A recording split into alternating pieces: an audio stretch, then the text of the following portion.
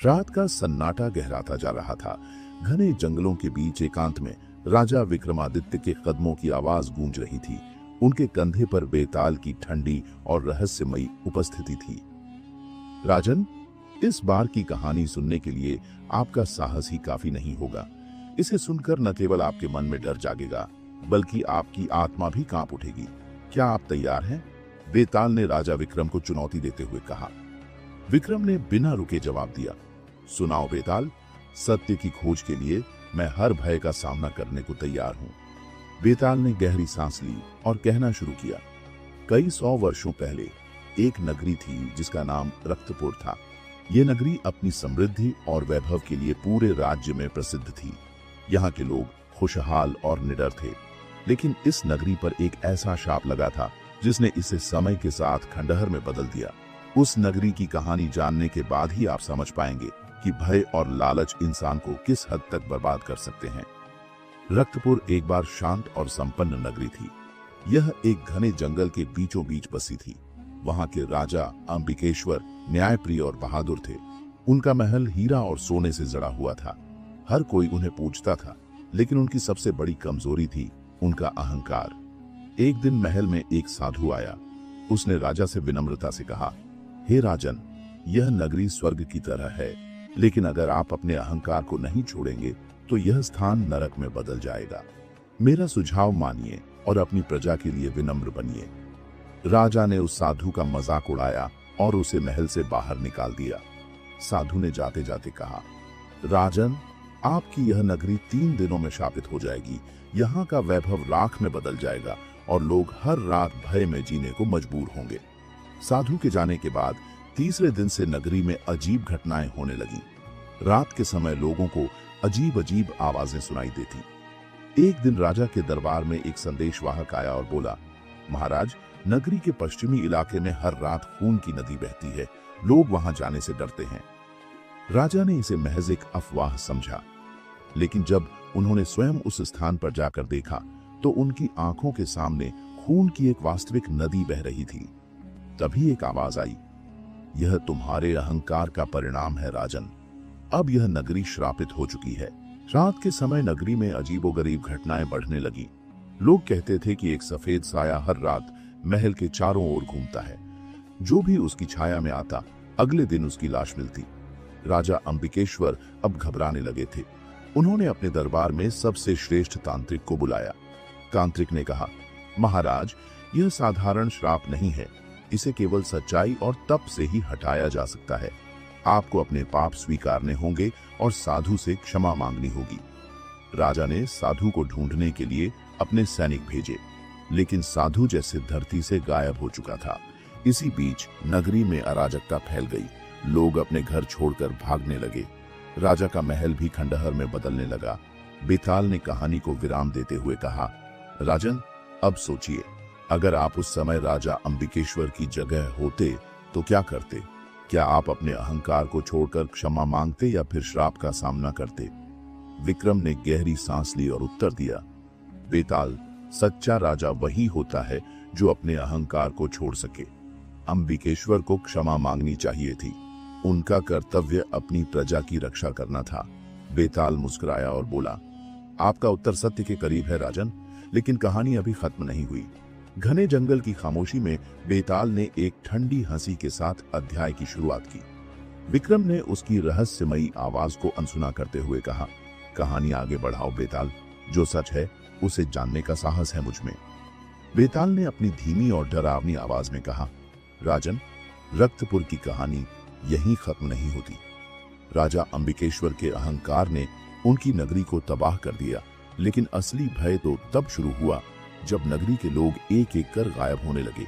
जो बच गए वे एक नई त्रासदी का सामना करने को मजबूर थे। साधु के श्राप के कुछ ही दिनों बाद रक्तपुर की समृद्धि खून में डूब गई। खेत सूख गए, कुएं खाली हो गए और नगरवासियों को हर रात अजीब आवाजें सुनाई देने लगीं। ये आवाजें मानो किसी अदृश्य शक्ति की चेतावनी थी। एक रात महल का सबसे भरोसेमंद सैनिक हृदय सिंह अचानक गायब हो गया। अगले दिन सुबह उसका शव महल के मुख्य द्वार पर मिला। उसकी आंखें खुली हुई थीं, मानो मरते वक्त उसने कुछ भयानक देखा हो। उसके चेहरे पर डर और आतंक के भाव साफ झलक रहे थे। महल के पहरेदारों ने बताया कि रात के समय एक सफेद छाया महल के चारों ओर घूम रही थी। जब भी कोई उस छाया के पास गया, उसे भयंकर ठंड का अनुभव हुआ, मानो उसकी आत्मा जमने लगी हो। राजा अंबिकेश्वर ने उस तांत्रिक को फिर से बुलाया। तांत्रिक ने कहा, यह नगरी अब केवल श्रापित नहीं है राजन, यहाँ अब एक प्रेत ने डेरा जमा लिया है। वह प्रेत उन आत्माओं का प्रतीक है जिन्हें इस नगरी के पापों ने बर्बाद किया। जब तक प्रेत को शांत नहीं किया जाएगा, तब तक यह नगरी शाप मुक्त नहीं हो सकती। राजा ने तांत्रिक से पूछा, क्या कोई उपाय है जिससे इस प्रेत को शांत किया जा सके? तांत्रिक ने गहरी सांस लेते हुए कहा, केवल एक तरीका है। आपको उस साधु की आत्मा को ढूंढना होगा और उसे क्षमा मांगनी होगी। लेकिन यह इतना आसान नहीं होगा। वह साधु अब इस संसार में नहीं है। उसकी आत्मा रक्तपुर के जंगल में भटक रही है और उसे ढूंढने के लिए आपको अपने जीवन की सबसे कठिन परीक्षा देनी होगी। राजा ने अपने सैनिकों के साथ जंगल में साधु की आत्मा को खोजने का निर्णय लिया।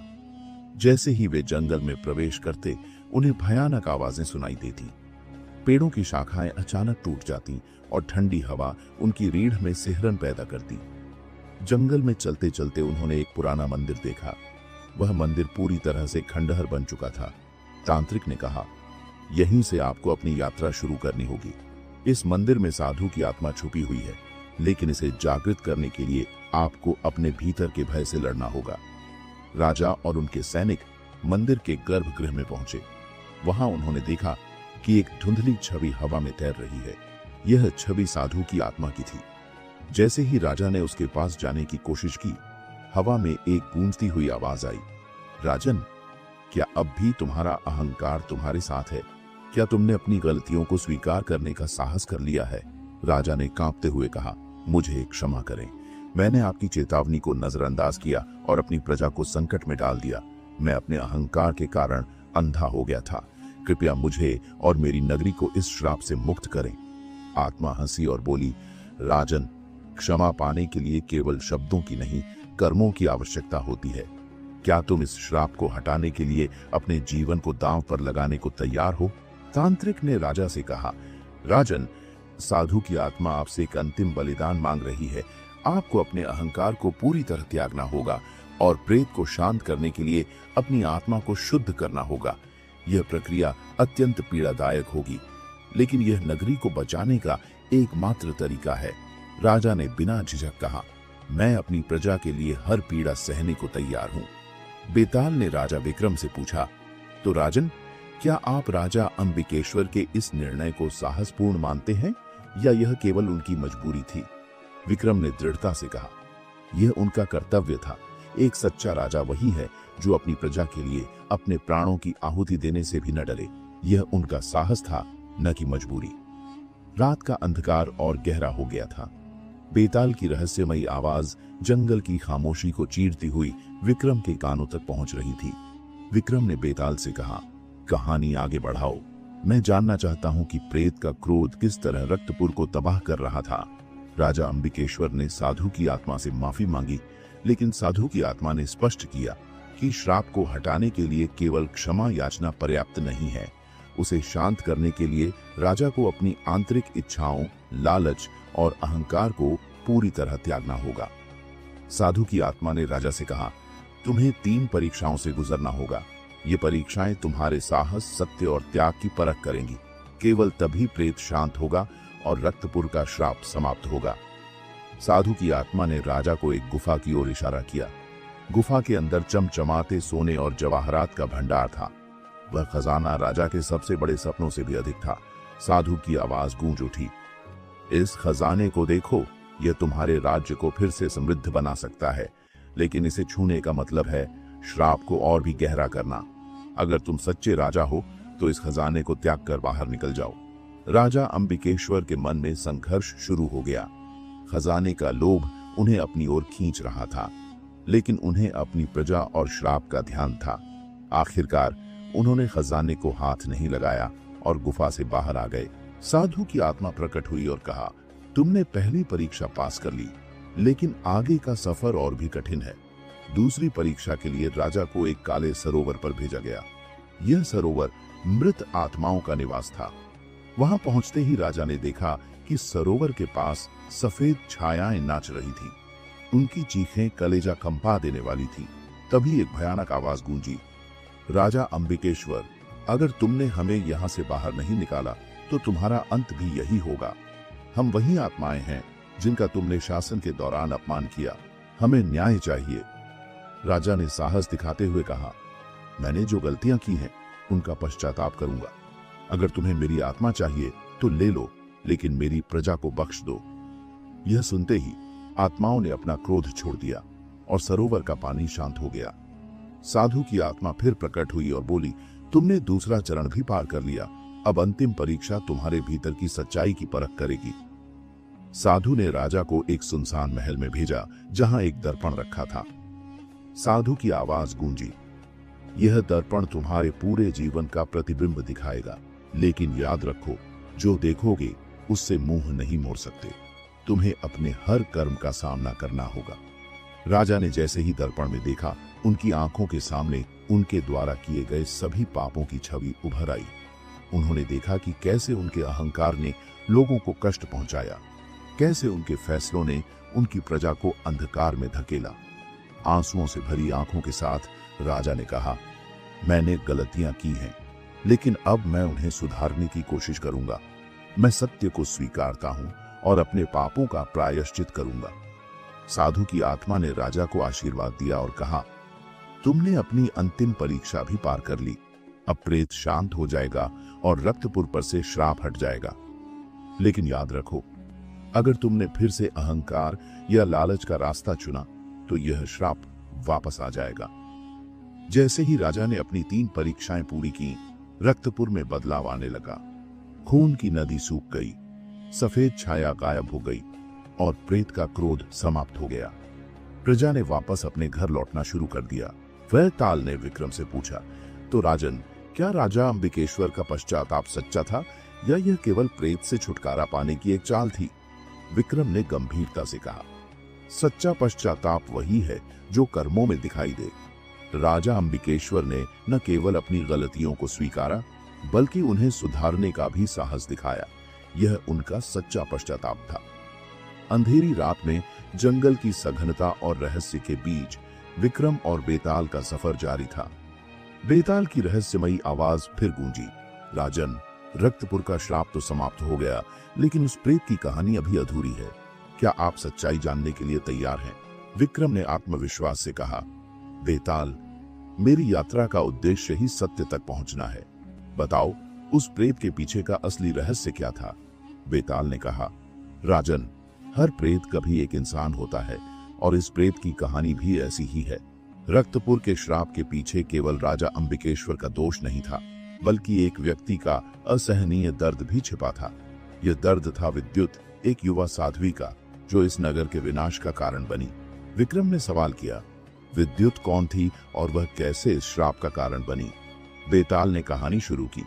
विद्युत एक तेजस्वी और विद्वान युवती रक्तपुर के बाहर एक छोटे से आश्रम में रहती थी। उसने अपनी पूरी जिंदगी धर्म और समाज की सेवा में समर्पित कर दी थी। उसकी करुणा और ज्ञान का हर कोई कायल था। लेकिन राजा अंबिकेश्वर के राज्य में उसका आना दुर्भाग्यपूर्ण साबित हुआ। राजा को उसकी सुंदरता और बुद्धिमत्ता ने मोहित कर दिया। उसने विद्युत को अपने महल में बुलाया और उसे अपना रानी बनाने का प्रस्ताव दिया। विद्युत ने विनम्रता से राजा का प्रस्ताव ठुकरा दिया और कहा, राजन, मेरा जीवन केवल साधना और समाज सेवा के लिए है, मुझे क्षमा करें। राजा का अहंकार इस अस्वीकार को सहन नहीं कर सका। उसने क्रोध में आकर विद्युत को झूठे आरोप में कैद करवा दिया। महल के अंधेरे काल कोठरी में उसे दिन रात प्रताड़ित किया गया।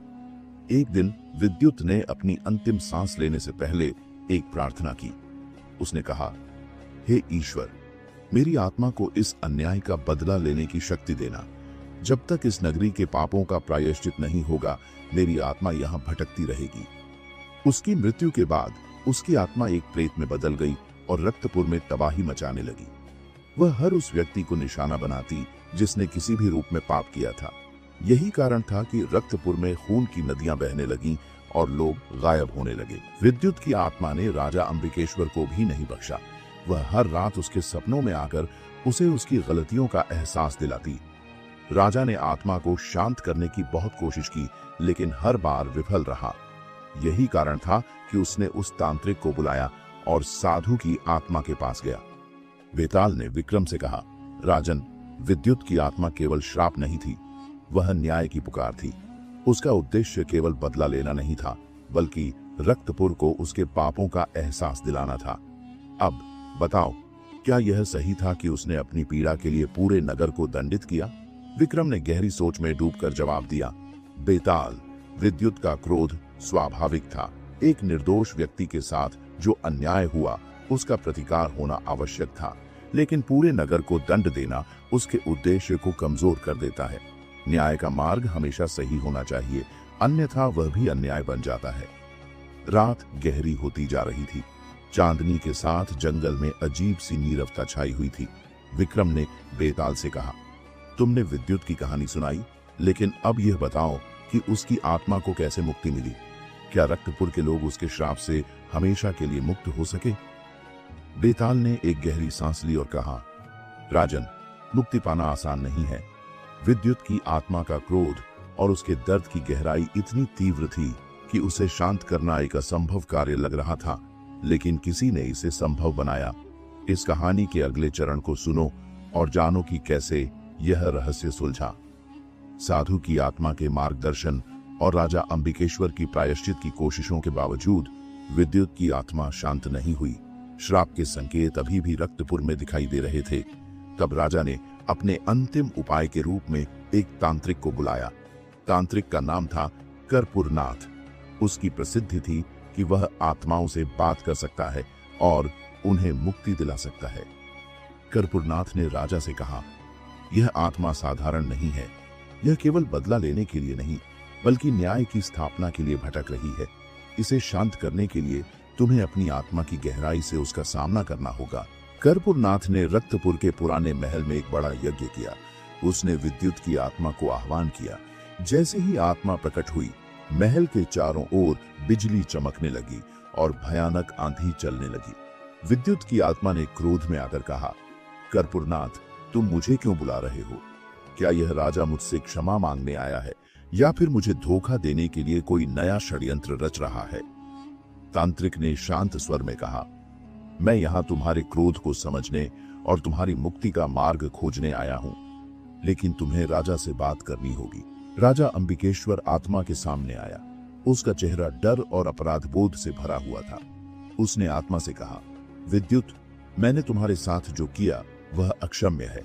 मैं जानता हूं कि तुम्हारा श्राप मेरे कर्मों का परिणाम है, लेकिन मैं अपनी प्रजा के लिए प्रायश्चित करना चाहता हूं। मुझे बताओ, तुम्हारी आत्मा को कैसे शांति मिलेगी? विद्युत की आत्मा कुछ देर तक चुप रही। फिर उसने कहा, राजा, तुम्हारा अपराध केवल मुझसे नहीं बल्कि इस नगर से भी है। अगर तुम सच्चे मन से यह साबित कर दो कि तुम अपनी प्रजा के लिए कुछ भी कर सकते हो, तो मैं अपने श्राप को वापस ले लूंगी। विद्युत ने राजा के सामने एक कठिन परीक्षा रखी। उसने कहा, यहाँ एक अग्निकुंड प्रज्वलित होगा। अगर तुम उसमें प्रवेश कर सच्चे हृदय से अपने पापों का प्रायश्चित करोगे, तो मैं समझूंगी कि तुम्हारा पश्चाताप सच्चा है।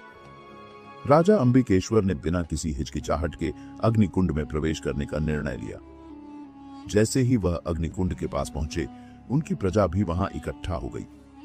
लोगों ने राजा को रोकने की कोशिश की, लेकिन उन्होंने कहा, अगर मेरी बलि से तुम्हारे जीवन में शांति आती है तो मैं यह खुशी खुशी करूंगा। जैसे ही राजा ने अग्निकुंड में कदम रखा, अग्नि शांत हो गई। विद्युत की आत्मा प्रकट हुई और कहा, राजन, तुम्हारे साहस और सच्चाई ने मेरा क्रोध शांत कर दिया। अब मैं मुक्ति की ओर जा रही हूं, लेकिन याद रखना, न्याय और करुणा के बिना कोई भी राज्य लंबे समय तक टिक नहीं सकता। ये कहकर विद्युत की आत्मा ने आकाश की ओर उड़ान भरी और प्रकाश में विलीन हो गई। विद्युत की आत्मा के शांत होने के बाद रक्तपुर पर से श्राप समाप्त हो गया। खून की नदियां सूख गईं और गायब हुए लोग वापस लौटने लगे। राजा अंबिकेश्वर ने अपनी प्रजा के साथ मिलकर नगर को फिर से बसाया और न्यायपूर्ण शासन करने का व्रत लिया। कहानी समाप्त करते हुए बेताल ने विक्रम से पूछा, तो राजन, क्या राजा अंबिकेश्वर का त्याग सच्चा था या यह केवल उसकी सत्ता को बचाने का प्रयास था? विक्रम ने गंभीर स्वर में कहा, बेताल, सच्चा त्याग वही है जो अपने स्वार्थ से ऊपर उठकर किया जाए। राजा अंबिकेश्वर का अग्निकुंड में प्रवेश यह साबित करता है कि वह अपनी प्रजा के लिए कुछ भी करने को तैयार था। यह केवल सत्ता बचाने का प्रयास नहीं था, बल्कि सच्चे प्रायश्चित की निशानी थी। घने जंगल में विक्रम और बेताल की यात्रा जारी थी। विक्रम का चेहरा दृढ़ और शांत था, लेकिन उनके मन में एक बेचैनी थी। बेताल ने उनकी यह बेचैनी भांपते हुए कहा, राजन, क्या तुम सोच रहे हो कि रक्तपुर की कहानी यहीं समाप्त हो गई? विक्रम ने उत्तर दिया, हर अंत एक नए आरंभ की ओर संकेत करता है। मुझे लगता है कि रक्तपुर के पुनर्निर्माण के दौरान कुछ ऐसा हुआ होगा जो एक नई कहानी को जन्म देता है। बेताल ने हंसते हुए कहा, सही कहा राजन। रक्तपुर के श्राप के समाप्त होने के बाद भी वहां कुछ ऐसा हुआ जो उस नगरी के भाग्य को फिर से बदलने वाला था। सुनो, ये रहस्य तुम्हें चौंका देगा। विद्युत की आत्मा के शांत होने और श्राप के समाप्त होने के बाद रक्तपुर के लोग फिर से अपनी सामान्य जिंदगी जीने लगे। नगर में फिर से उत्साह और खुशियां लौट आईं। राजा अंबिकेश्वर ने न्याय और करुणा से शासन करना शुरू किया, लेकिन नगर के एक कोने में एक पुरानी खंडहर नुमा हवेली थी, जहां लोग जाने से डरते थे। कहते थे कि उस हवेली में अभी भी अजीब घटनाएं होती हैं। वहां रात के समय चीखने की आवाजें सुनाई देती थीं और कोई भी व्यक्ति जो वहां गया वह वापस नहीं लौटा। राजा अंबिकेश्वर को जब इस हवेली के बारे में पता चला तो उन्होंने सोचा कि यह विद्युत के श्राप के शेष प्रभाव हो सकते हैं। उन्होंने अपने सैनिकों को वहां भेजा, लेकिन कोई भी सैनिक वापस नहीं लौटा। राजा ने अपने मंत्रियों से कहा, इस समस्या को हल करना हमारी जिम्मेदारी है। अगर यह श्राप के शेष प्रभाव हैं, तो हमें इसे समाप्त करना होगा, लेकिन अगर यह कुछ और है तो हमें इसका सामना करना होगा। राजा ने फिर से तांत्रिक कर्पूरनाथ को बुलाया।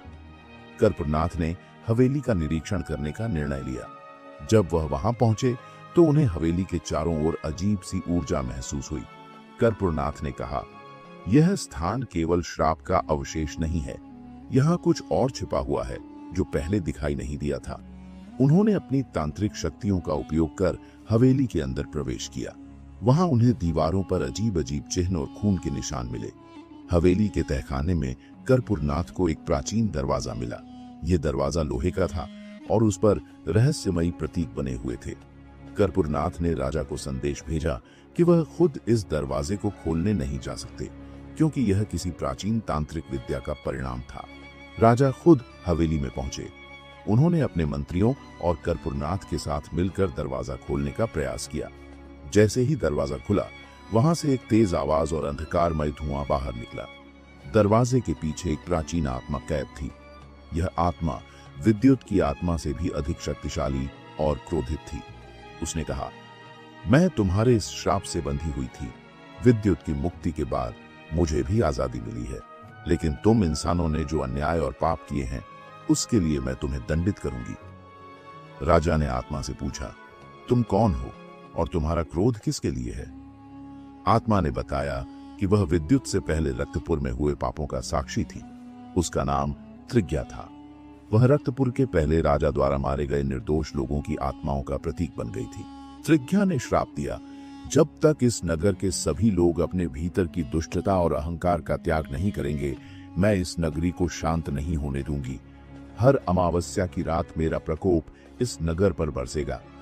राजा अंबिकेश्वर ने विनम्रता से कहा, त्रिज्या, अगर हमने पाप किए हैं तो हमें प्रायश्चित करने का अवसर दो।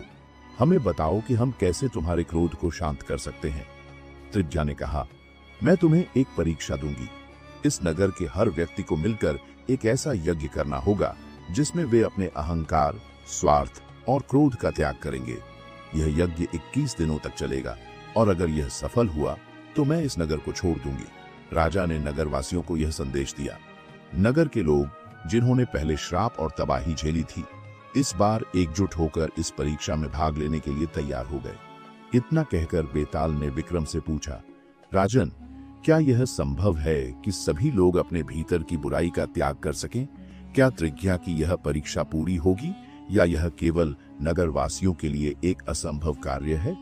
विक्रम ने गंभीरता से उत्तर दिया, बेताल, हर व्यक्ति में अच्छाई और बुराई दोनों होती है, लेकिन अगर समाज एकजुट होकर किसी उद्देश्य के लिए काम करता है तो असंभव भी संभव हो सकता है। त्रिज्या की यह परीक्षा कठिन जरूर है, लेकिन अगर लोग इसे अपना कर्तव्य समझकर निभाएं तो वे इस श्राप से मुक्ति पा सकते हैं। जंगल की सघन छाया में चलते हुए बेताल ने विक्रम से कहा, राजन, अब तुम्हें इस कहानी का सबसे महत्वपूर्ण और रहस्यमय अध्याय सुनाता हूं। यह वह समय था जब रक्तपुर की किस्मत का फैसला होने वाला था। त्रिज्या का श्राप और लोगों की परीक्षा अपने अंतिम पड़ाव पर पहुंच चुकी थी। क्या रक्तपुर के लोग श्राप से मुक्ति पा सके? सुनो और खुद फैसला करो। त्रिज्या के निर्देशानुसार राजा अंबिकेश्वर ने पूरे रक्तपुर को एकजुट किया। नगर के केंद्र में एक विशाल यज्ञ मंडप का निर्माण हुआ। यह यज्ञ 21 दिनों तक चलने वाला था और इसका उद्देश्य नगरवासियों के भीतर की बुराई का त्याग करना था। राजा ने घोषणा की, यह केवल एक यज्ञ नहीं बल्कि हमारी आत्माओं की परीक्षा है। अगर हम सच्चे दिल से अपने स्वार्थ, क्रोध और अहंकार का त्याग करेंगे तो ही हम त्रिज्या के श्राप से मुक्त हो सकेंगे। यज्ञ के पहले दिन नगरवासियों ने संकल्प लिया कि वे अपने भीतर की बुराइयों को पहचानेंगे और उन्हें त्यागने का प्रयास करेंगे। एक बूढ़ी महिला ने कहा, मैंने हमेशा दूसरों पर दोष मढ़ा है, अब मैं अपनी गलतियों को स्वीकार करूंगी। एक युवा व्यापारी ने कहा, मैंने लोभ में आकर कई लोगों के साथ अन्याय किया, आज से मैं ईमानदारी का पालन करूंगा। यज्ञ का वातावरण सकारात्मक ऊर्जा से भर गया, लेकिन बेताल ने विक्रम से पूछा, राजन, क्या यह परिवर्तन वास्तविक है या केवल डर के कारण हो रहा है? विक्रम ने उत्तर दिया, डर चाहे प्रेरणा हो या बाध्यता, अगर यह अच्छाई की ओर ले जाए तो इसे नकारा नहीं जा सकता। परिवर्तन का बीज बोया जा चुका है, अब देखना यह है कि यह बीज अंकुरित होता है या नहीं। जैसे जैसे दिन बीते, कुछ लोगों के भीतर संदेह और असंतोष उत्पन्न होने लगा। एक व्यक्ति ने कहा, क्या यह यज्ञ सचमुच श्राप को हटा सकेगा या यह केवल राजा की योजना है हमें शांत करने की? दूसरे ने कहा, हम क्यों त्याग करें जब हमारी जिंदगी पहले ही कठिन है। त्रिज्या की आत्मा इन विचारों को सुन रही थी। उसने कहा, सच्चा त्याग तब होता है जब यह संदेहों के बावजूद किया जाए। जो लोग इस परीक्षा में दृढ़ रहेंगे वही इस श्राप से मुक्ति पा सकेंगे। 13वें दिन यज्ञ के दौरान एक अप्रत्याशित घटना घटी। एक युवक ने गुस्से में आकर यज्ञ मंडप को तोड़ने की कोशिश की। उसने चिल्लाते हुए कहा, यह सब ढोंग है, त्रिज्या का श्राप केवल एक कहानी है, हम सब अपना समय बर्बाद कर रहे हैं। राजा अंबिकेश्वर ने युवक को शांत किया और कहा, तुम्हारा क्रोध तुम्हारे भीतर की लड़ाई का संकेत है। अगर तुम इस यज्ञ में भाग नहीं लेना चाहते तो यह तुम्हारी स्वतंत्रता है, लेकिन दूसरों को बाधित करना उचित नहीं है। युवक ने राजा की दयालुता देखकर अपना सिर झुका लिया और यज्ञ में शामिल हो गया। आखिरकार वह दिन आया जब यज्ञ का अंतिम दिन था। नगर के सभी लोग यज्ञ मंडप में इकट्ठा हुए। सभी ने अपने मन की सच्चाई को उजागर किया और त्रिज्या से प्रार्थना की कि वह उनके अपराधों को क्षमा कर दे। यज्ञ की पूर्णता के समय त्रिज्या की आत्मा प्रकट हुई। वह पहले क्रोधित थी, लेकिन जैसे ही उसने लोगों की सच्ची प्रार्थना सुनी, उसकी क्रोधमयी आकृति शांत और करुणामयी हो गई। त्रिज्या ने कहा, तुमने अपनी परीक्षा में सफलता प्राप्त की है। मैंने तुम्हारे भीतर के बदलाव को देखा है। अब मैं तुम्हें इस श्राप से मुक्त करती हूँ, लेकिन याद रखना, अगर तुम फिर से अपने स्वार्थ और अहंकार में लौटे तो यह श्राप लौट सकता है। त्रिज्या की आत्मा ने आशीर्वाद देकर रक्तपुर को छोड़ दिया। पूरा नगर उत्सव में डूब गया। राजा अंबिकेश्वर ने इसे एक नई शुरुआत के रूप में देखा और घोषणा की कि अब से रक्तपुर केवल अच्छाई और करुणा का प्रतीक होगा। इतना कहने के बाद बेताल ने विक्रम से पूछा, राजन, क्या श्राप से मुक्त होना ही पर्याप्त है या यह केवल शुरुआत है? क्या रक्तपुर के लोग वाकई इस बदलाव को लंबे समय तक बनाए रख पाएंगे? विक्रम ने गंभीरता से उत्तर दिया, श्राप से मुक्त होना एक अवसर है, लेकिन असली चुनौती उस अवसर का सही उपयोग करना है। रक्तपुर के लोग अगर अपने अनुभवों से सबक लेंगे तो वे इस बदलाव को कायम रख सकेंगे, लेकिन अगर वे भटके तो यह इतिहास फिर से खुद को दोहराएगा। बेताल ने मुस्कुराते हुए कहा, राजन, तुम्हारा उत्तर सही है, लेकिन यह देखना दिलचस्प होगा कि भविष्य में रक्तपुर का भाग्य क्या होता है। चलो आगे बढ़ते हैं। तुम्हारे धैर्य और समझ की परीक्षा